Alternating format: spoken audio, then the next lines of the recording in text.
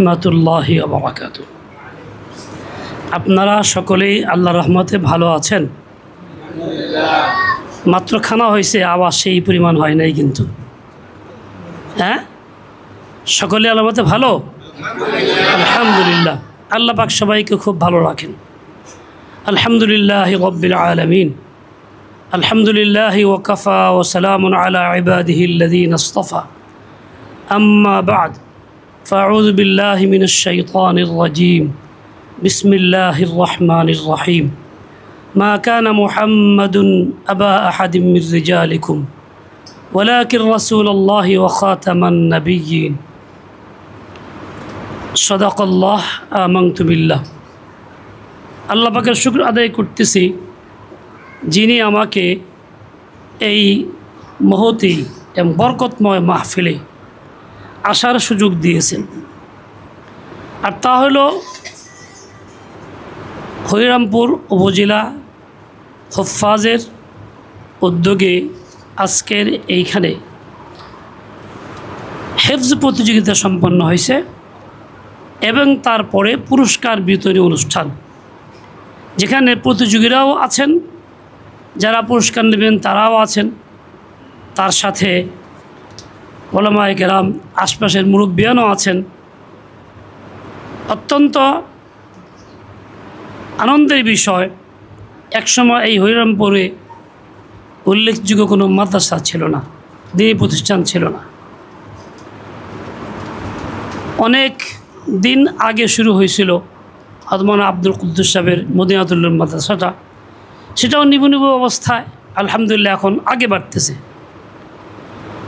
এরপরে এক একটা জায়গায় চালাতে একটা হয়েছে, এখানেও আলহামদুলিল্লাহ শুরু হয়েছে, নতুন হইলেও মাশাআল্লাহ কাজকর্ম আগে চলছে। আল্লাহ তাআলা এই সকল মাদ্রাসাগুলি কবুল করেন, উত্তর তারাক্কি দিয়ে দেন। এবং এখানে এত দ্রুত এই প্রতিযোগিতার ব্যবস্থা হবে, এটা আমাদের চিন্তার বাইরে ছিল, কিন্তু আল্লাহ পাক করাইছেন। মুনতাজিমিন এনারা সাহস করছেন, উদ্যোগ নিয়েছেন, আল্লাহ পাক কাজ করার তৌফিক দিয়েছেন। আল্লাহ তাআলা এই মাদ্রাসাকে কবুল করেন, উত্তর তারাক্কি দিয়ে দেন। আরও যে কয়টি মাদ্রাসা সবগুলিকে আল্লাহ কবুল করেন, যেখানে প্রয়োজন সেখানে আল্লাহ তাআলা মাদ্রাসা ইন্তজাম করে দেন। কোরআনে কারীম শুদ্ধ করে পড়া ফরজ, শুধু হেফজখানার ছাত্রদের জন্য নয়, বরং সকল মুসলিমের জন্য, পুরুষ নারী সকলের জন্যই শুদ্ধ করে পড়া ফরজ। শুদ্ধ করে পড়ার জন্য এই একটি বিশেষ উদ্যোগ, হেফজখানা মক্তব চালু হয়েছে, পড়াশোনা হইতেছে, তার মধ্যেও আর পড়াটাকে আরও উন্নত করার জন্যই এই প্রতিযোগিতার ইন্তজাম হুফাজের পক্ষ থেকে করা হয়েছে এবং করে দেওয়া হচ্ছে, চলছে কাজ। প্রত্যেক থানায় আলহামদুলিল্লাহ মেহনত চলছে। আল্লাহ পাক হুফাজের এই মেহনতকে আল্লাহ তাআলা কবুল করেন, সকল কাজগুলি শৃঙ্খলার সাথে রক্ষা করার তৌফিক দান করেন। আমি কোরআনে কারীমে একটি আয়াত পড়ছি, সাধারণত এই আয়াতটা এই অনুষ্ঠানে পড়া হয় না। সেটা হলো এইখানে আয়াতের মধ্যে আল্লাহ তাআলা ঘোষণা দিয়েছেন আমাদের প্রিয় নবী, সর্বশ্রেষ্ঠ নবী ও রসুল সম্পর্কে, যার নাম মুহাম্মদ ইবনে আবদুল্লাহ সাল্লাল্লাহু আলাইহি ওয়াসাল্লাম।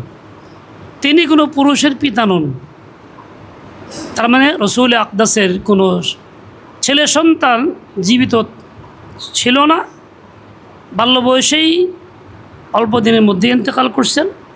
পুরুষ তো বললে বড়কে, বালেগ হওয়ার পর থেকে, তারপর এই জন্য কোনো পুরুষের পিতা নন। শাহ নুজুল ভিন্ন একটি বিষয়ও আছে, যা আলোচনা করার সময় নেই। এবং তিনি আল্লাহর রসুল, সকল নবীদের শেষ নবী, যার পরে নতুন কোনো নবী আসে নাই আর আসবেও না। এটাই চূড়ান্ত ফয়সালা, কিয়ামত পর্যন্ত এভাবেই চলবে মুহাম্মদুর রাসূলুল্লাহ সাল্লাল্লাহু আলাইহি নবুয়ত এবং তার আনিত হেদায়াত, তার উপর নাজিলকৃত কোরআনে কারীম কিয়ামত পর্যন্তই চলবে। সারা উম্মত এই কোরআনে কারীমের উপরে আমল করবে, সুন্নাহর উপরে আমল করবে। আজকে আমরা কোরআন শুদ্ধ করার মেহনত করতেছি, প্রতিযোগিতা দিতেছি আরও সুন্দর পড়ার জন্য। এই যে ছেলেটা একটু আগেই পড়ছে, আজ এই অনুষ্ঠানের শুরুতে মাশাআল্লাহ খুব সুন্দর পড়ছে, আর অনেকেরই পড়াই সুন্দর হবে, এই জন্যই পুরস্কারের ইন্তজাম। কোরআন যদি ঠিক না থাকে, কোরআন যদি বাস্তবে না থাকে, তাহলে আমাদের এইসব অনুষ্ঠানাদি এই সবগুলি বেকার যাবে। বলে কোরআন আজকে আমাদের আছে কি না তা চিন্তা করার বিষয়। সেটা হলো এই, আল্লাহ বলছেন খাতামুন নবিয়্যিন মুহাম্মদুর রাসূলুল্লাহকে। এটা আমাদের ঈমান ও বিশ্বাস, সারা দেশের সমস্ত মুসলিমের ঈমান ও বিশ্বাস, এটাই থাকার কথা। কিন্তু দুঃখজনক 1901 সালে একজন ভণ্ড প্রতারক মিথ্যুক মির্জা গোলাম আহমদ ধাপে ধাপে হইতে হইতে 1901 সালে পূর্ণ নবুয়তের দাবি করে, এবং তারা এই কথাটা সমাজের মধ্যে প্রতিষ্ঠা করার চেষ্টাও করে। বেশ কিছু ভক্তবৃন্দ তার আছে, বেশ না অনেক। এমনকি বাংলাদেশে উত্তরবঙ্গে তার বড় আস্তানা, সেখানে বহু লোক তার অনুসারী। আমরা যখন বিশ্ব ইজতেমা করি টঙ্গী ময়দানে, দিনের নিসবতে তাবলীগের মেহনতে, ঠিক ওরা একটা বিশ্ব ইজতেমা করার জন্য কয়েক বছর যাবত চেষ্টা করতেছে। ওখানে বিগত বছরগুলিতে আঞ্জাম দিতে পারে নাই। ওলামা একরাম সোচ্চার হয়েছেন, জনগণকে নিয়ে প্রতিরোধ করছেন, যারা কারণে হইতে পারে নাই। কিন্তু ওরা পিছু পা না, ওরা কিন্তু মেহনত চালাইতেছে।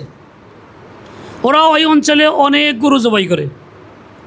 ওই সমস্ত এলাকায় বেশিরভাগ গরিব মানুষ, আর্থিক অসচ্ছল। জবাই করে গরুর গোশত প্রত্যেক বাড়িতে 5 কেজি করে বিতরণ করে। ওরা যেহেতু কাফের, আমাদের শেষ নবীর নবুয়ত নিয়ে সিনেমিনা খেলা খেলতেছে। আমাদের নবীর ইজ্জতের মধ্যে এটা একটা যে তিনি সর্বশেষ শ্রেষ্ঠ নবী, ওরা এটা বহাল রাখে নাই। নিজেকে নবুয়তের দাবি করে নবী হিসাবে প্রতিষ্ঠিত করার চেষ্টা করছে, কারণ নবীর ইজ্জতে আঘাত দিছে এবং আল্লাহ পাকের এই কালামের আয়াতকে অস্বীকার করছে। সেজন্য সে যেমন কাফের, অনুসারীরা কাফের। কাফেরের জবাইকৃত জন্তুর গোশত হালাল না হারাম? এই হারাম গোশত এলাকায় খাওয়ায়া মানুষদেরকে আক্রান্ত করতে চায়। তারা দুর্বল হয়ে পড়ে, ঈমান না থাকে, ওদের কথা মানতে শুরু করে। ওরা যদি এটা প্রতিষ্ঠিত করতে পারে, তা কোরআন থাকলো কোথায়? আমরা শুদ্ধ করার চেষ্টা করতেছি, অনেক ভালো কাজ করতেছি, কোরআনের অস্তিত্ব আগে, কোরআন আগে। এই জন্য সকলের কাজ হবে এই খতম নবুয়তের এই আকীদা বিশ্বাসকে প্রতিষ্ঠিত করা। এই জন্য সার্বিক মেহনত চেষ্টা চালানো। গত 23 তারিখে মানিকগঞ্জে আসছিলেন ঢাকা থেকে বড় বড় ওলামায়ে কেরাম, মতবুর হুজুর স্বয়ং আসছিলেন এই খতম নবুয়তের বিষয় নিয়ে মত বিনিময় করার জন্য। সব থানা থেকে ওলামায়ে কেরামকে সংবাদ দেওয়া হয়েছিল, কিন্তু উপস্থিতি একেবারেই নগণ্য ছিল। মানবায়তুল হক সাহেব আসছিলেন দেখেন ওই দিক থেকে, আর এদিকে মুজিবুর সাহেব গেছেন 5 মিনিট আগে, শেষের 5 মিনিট আগে। বাকিদেরকে আমরা কেউ দেখি নেই। অথচ আজকের এই দাওয়াতে কিন্তু অনেকেই উৎসাহের সাথে আসছি। আমাদের ছাত্র থাক না থাক, অনেক আলেম, ইমাম, মাদ্রাসার শিক্ষকবৃন্দ। অথচ এই অনুষ্ঠানটা ফরজ ওয়াজিব না, কিন্তু ওই আকীদার বহাল রাখার চেষ্টা করা ফরজ ওয়াজিব। আমরা ওইটার গুরুত্বটা কম দিছি, এটার গুরুত্বটা বেশি দিছি। এটার গুরুত্ব যেমন দিছি, তার সাথে কয়েক গুণ গুরুত্ব বেশি দিতে হবে ওইটার। কিন্তু আমরা তা বাস্তবে প্রমাণ করি নাই। ওলামায়ে কেরাম দুঃখ নিয়ে গেছেন যে আপনারা কি করলেন। অর্থাৎ দাওয়াতে দেওয়া হয়েছে ঠিকই, এর আগে সফর করা হয়েছে প্রত্যেক থানায়। সফর করছেন না? 8 জন মারা হারুন সাহেব সহ, সাদি সাহেব সহ সফর করছেন। এরপরেও কিন্তু সেদিন উপস্থিতি ছিল না। সফরটা কী জন্য ছিল? উপস্থিতির জন্যই। যে ওলামায়ে কেরাম আসবেন, তার থেকে কথাগুলি আমরা শুনবো। কিন্তু আফসোস, বাস্তব সত্য এই কথাটা ছিল না, উপস্থিতি। যাই হোক, তা আমাদের এই ভুল আমাদের মধ্যে না থাকে, ত্রুটি আমাদের মধ্যে না থাকে, আগামী 15 তারিখ নভেম্বর মাসের ঢাকা সরোয়ার্দী উদ্যানে সম্মিলিত খতম নবুয়তের উদ্যোগে মহাসমাবেশ। কী জন্য? রাষ্ট্রীয়ভাবে কাদিয়ানীদেরকে অমুসলিম ঘোষণার দাবিতে। সেখানে সকলের যাওয়া ফরজ। সকলে মানেই বাচ্চা বাচ্চা নিয়ে না, উম্মতে মুসলিমা, জনগণকে নিয়ে। আমরা যেখানে আসি সেখান থেকেই মেহনত চালাবো, আওয়াজ তুলব, দাওয়াত দিব, জনগণ উদ্বুদ্ধ করে দলে দলে সেখানে নিয়ে যাব। বেশির থেকে বেশি যদি উপস্থিতি থাকে এবং সেই উপস্থিতির থেকে একই আওয়াজ ওঠে, তাহলে সরকার কিছুটা হইলেও চিন্তা করবে, চাপ প্রয়োগ হবে তার উপরে। এই ফিতনার যুগে এটা বহাল রাখা জরুরি এবং ফরজ। এই দাওয়াতটা আপনাদেরকে দিচ্ছি, যেহেতু 1 তারিখে আমাদের উপস্থিতি কম ছিল, হয়তো অনেকে দাওয়াত পান নাই, এখন দাওয়াত পাইলেন।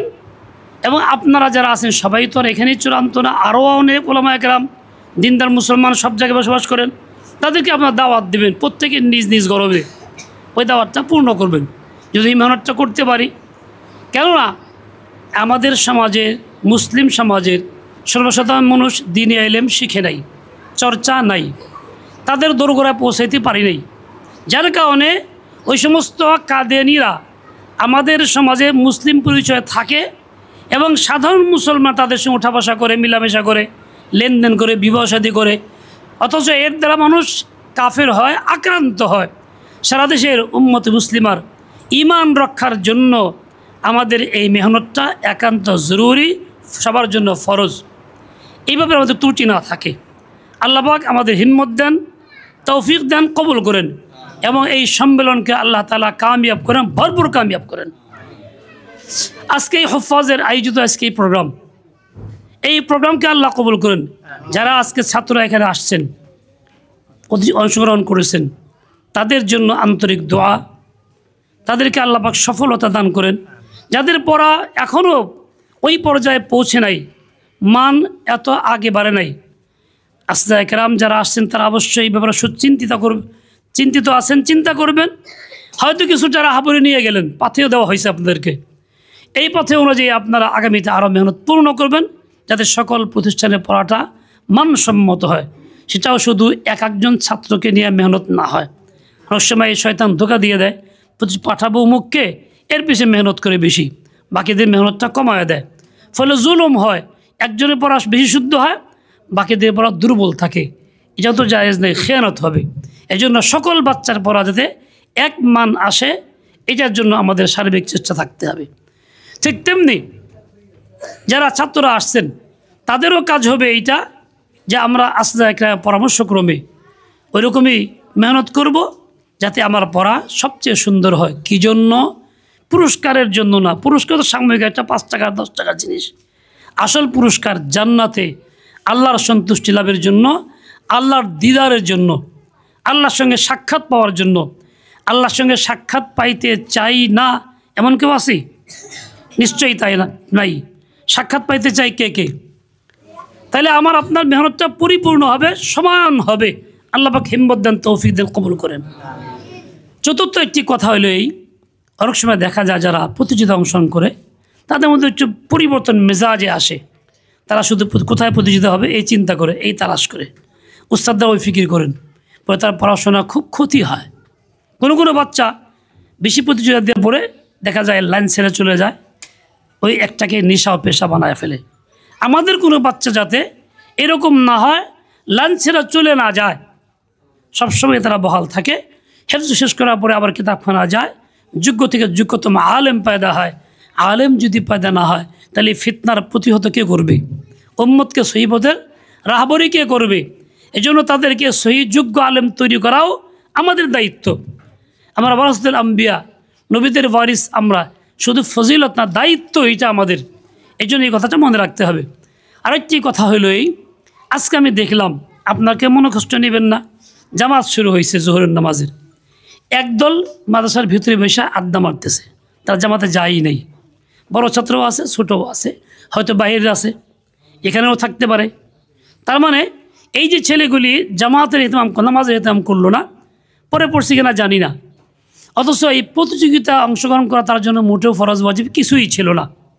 জামাত পড়া তার জন্য, নামাজ পড়াও ফরজ, জামাত পড়াও ফরজ ছিল, দুইটা ফরজ একসাথে ছিল, নামাজ পড়া, জামাতে পড়া। কিন্তু এর গুরুত্ব নেই। দিন তো এটাকে বলে না। মনে রাখতে হবে, দিনের কোনো একটা আদানা কাজ করতে গিয়া আলা কাজ ধ্বংস হয়ে যায় যদি, তাহলে এমন কাজ জায়েজ নাই। এই যে আমরা যারা আজকে এই অবহেলা করলাম, গুনাহ করলাম, এবং আয়োজকরাও এহতিমাম করলেন না, এরাও গুনাহের দায়ী হইলেন। হয়তো কি মনে করি আমগো সাথে না কমুক এমনি, এমনটাও মনে সংকোচ বোধ করতে পারে। উম্মতের ওলামাদের জন্য এমন কিছু করা জায়েজ নাই। ছাত্র তার সরাসরি হোক না হোক, উম্মতে মুসলিমা সবাইকে বলার দায়িত্ব তার। শুধু তাই না, কিছু ছেলে দেখলাম প্লেট ধুইতেছে, প্লেট করতেছে, কিছু দৌড়াদৌড়ি করতেছে, আর জামাতের এহতেমাম নাই। এরকম মাহফিলগুলি হইলে দেখা যায় বেশিরভাগ এরকম কিছু ঘটনা ঘটে। কিছু মানুষ ছাত্রসহ এলাকার কিছু লোকজন অতি আবেগে কাজকর্ম করে, খানা পাকা এই করে সেই করে, তারা নামাজে এহতেমাম করে না, এমনকি নামাজটা 2 ওয়াক্ত পড়েও না, ব্যস্ততার কারণে। এরকম মাহফিলও জায়েজ নাই যে মাহফিলকে কেন্দ্র করে আমি নামাজ তরক করে দিলাম, এটা হারাম। তার মানে এই মাহফিল করব, অনুষ্ঠান করব, এর চেয়ে বেশি গুরুত্ব দিব আমার নামাজের এবং জামায়াতের। কথাটা বোঝাইতে পারলাম কি না? কে কে বুঝছেন আমার কথাটা? মনে থাকবে তো ইনশাল্লাহ? এমন না হয় যে আমি এই জন্য এই ব্যস্ত, এই কারণে আমি পড়তে পারলাম না। ও ভাই, জামাত পড়া ফরজ। দিনের বুনিয়াদ তো নামাজ এবং জামাত। কোরআন শুদ্ধ করে পড়লাম, নামাজ নাই, জামাত নেই, তাহলে তো ওই হাদিসের মেসদাক না হয়ে যায়। কিয়ামতের আগে এমন কিছু লোক হবে খুব সুন্দর কোরআন পড়বে, খুব সুন্দর পড়বে, তাদের এই পড়াটা এই গলার নিচে আর যাবে না। লা ইউজাউযু তারাকিহিম, তার মানে কি অন্তরে, দিলের ভিতরে নাই। দিলে থাকলে আমলে আসতো, মানে আমলে আসবে না। আমরা ওই হাদিসের মেসদাক না হইয়া ওই ফিতনার মধ্যে না পড়ি। আমরা চাই সব কাজগুলি সুন্দররূপে সুন্নত মোতাবেক সহি দ্বীনের উপরে আসুক এবং হোক, এটা আমরা সকলেই চাই। আল্লাহ পাক আমাদের সকল ভুলভ্রান্তিগুলি মাফ করে দেন। আল্লাহ পাক সহি তরিকায় সকল আমল আঞ্জাম দেওয়ার তৌফিক দান করেন। আমাদের এই ঘোষক বলছেন যে আমি 3 আসন নির্বাচন করতেছি। বাংলাদেশ খেলাফত মজলিস, আমার মামুনুল হক সাহেব, যার বর্তমান আমির, দল থেকে আমার নামে ঘোষণা দেওয়া হয়েছে। আমি দ্বীনের জন্য মেহনতটা করতেছি। দুনিয়া কোনো স্বার্থ নাই, পয়সা কামায়ও না, পয়সা দিও না। দেখেন না, এই যে একটা পাঞ্জাবি লাগাইছি রিক্সা মার্কা, এই আজকে প্রথম লাগাইছি, কাপড়টা পাইছি, ভালো হয়ে গেছে। রিক্সা হলো দলের প্রতীক, মানে এটা প্রচার, লজ্জার কিছু নাই। আমরা তো লজ্জাবোধ এই কম কম নেই, এই কম কম নেই। দ্বীনের কথা, হক কথা আমাকে বলতে হবে। কেউ গ্রহণ করুক বা যে একজন মানুষের ভোট না দেওয়ার কিছু আসে যায়, আমি তো যেই সেই থাকবো।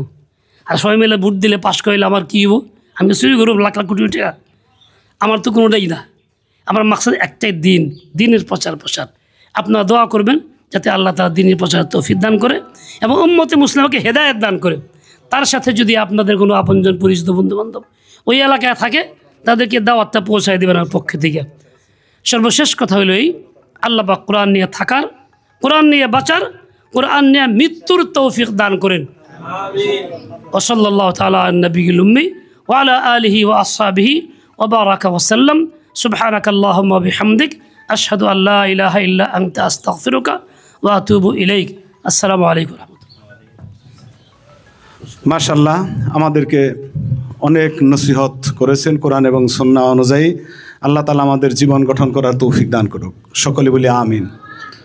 একটা বিষয় হুজুর আমাকে লজ্জা দিছে, তো এটা আমি মনে করি লজ্জা না, এটা আমাদের জন্য একটা বরকত। সেটা হলো মানিকগঞ্জের মিটিংয়ে সেদিন যাইতে আমাদের দেরি হয়েছে, কিন্তু তুলনামূলকভাবে আমরা হরিরামপুর থেকে অনেকে গিয়েছিলাম। আমাদের খলিল সাহেব গেছিল, জহির সাহেব গেছিল, অনেকেই গেছিল। তো শুধু আমরা অতটুকুই না, ওই মিটিং পর্যন্তই সীমাবদ্ধ রাখি নাই। আমরা গতকালকে বলরাম মাদ্রাসায় বসেছিলাম, হরিরামপুরের অনেক ওলামায়ে কেরাম সেখানে উপস্থিত ছিলেন। সেখান থেকে আমাদের সিদ্ধান্ত হয়েছে আগামীকালকে আমরা শুধু হরিরামপুর না, বালিরটাকের দক্ষিণ পাশে যে আরও 2টা ইউনিয়ন আছে, সদরের ওই 3 ইউনিয়ন বলরা সহ কালকে আমরা বলরা বসবো এবং কালকের দিনেই ধলসুরা ইউনিয়নে আবার ওলামায়ে কেরামের সাথে বসবো।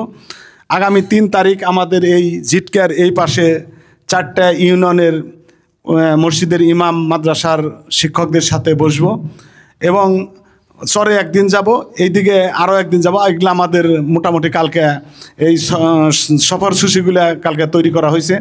ইনশাল্লাহ আমরা চেষ্টা করব মানিকগঞ্জ যায় না যায় হুজুর, ইনশাল্লাহ আমরা যাতে ঢাকার সমাবেশে হরিরামপুরবাসীকে আল্লাহ কবুল করেন, সকলে বলি আমিন। তো আসলে বক্তব্য দেওয়ার মতো অনেকেরই সময় সুযোগ দেওয়া উচিত ছিল, পারিনি বলে আমি সর্বশেষ আবার দুঃখ প্রকাশ করছি। এবার হলো আমাদের আজকের যারা প্রতিযোগী অংশগ্রহণ করছে সকলকেই হোফাজুল কোরআন ফাউন্ডেশন মানিকগঞ্জ জেলা এবং হরিরামপুর থানার পক্ষ থেকে সকলকে ধন্যবাদ জানাই। যারা হোফাজুল কোরআন ফাউন্ডেশনের আজকের প্রতিযোগিতায় বিজয়ী হয়েছে এবং যারা বিজয়ী হতে পারে নাই, মনে কোনো কষ্ট নেওয়ার কিছু নাই। আজকে যারা হেরে গেছে, আগামীতে তারা বিজয়ী হবে ইনশাল্লাহ। তো সবচাইতে বড় কথা হলো আমাদের এই প্রতিযোগিতায় অংশগ্রহণ করা এবং আগামী দিনের জন্য নিজেকে আরও সুন্দরভাবে তৈরি করে নেওয়া, যাতে করে আগামী দিনে শুধু পুরস্কার না, আমরা যেমন বাংলাদেশকে নয়, বাংলাদেশ থেকে যেমন হাফেজ সারা বিশ্বের মধ্যে এখন একটা বাংলাদেশ মডেল হয়ে গেছে। 130-32টা দেশকে পিছনে